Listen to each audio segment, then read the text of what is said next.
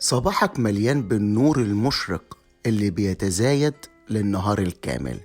مرات كتيرة بنبقى في حالة نفسية أو في وضع معين، ممكن تكون مأسور، يعني مش ملك نفسك ولا قادر تاخد قرار من نفسك، أو تكون في الظلام، يعني مش قادر تخرج منه، مش قادر تواجه، مش قادر تقف قدام الرب.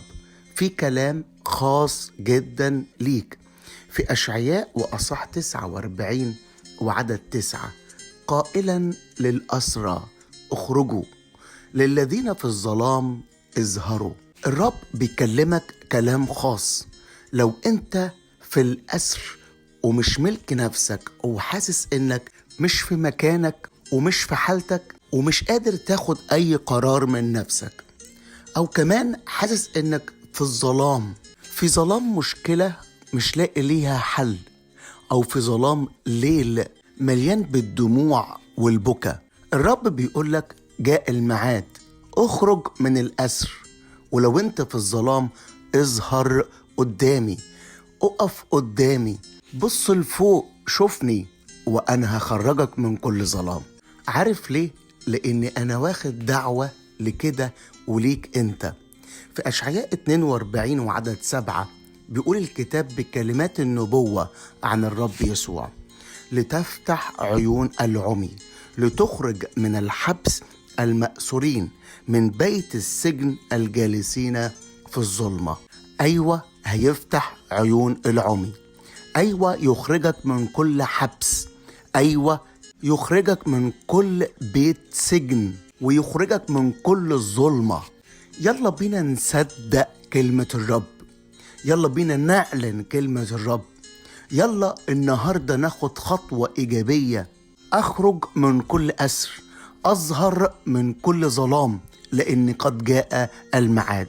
اليوم الرب بيعلن ليك وليكي أختي العزيزة. صدق، تشجع، خد خطوات ثابتة في هذا الصباح.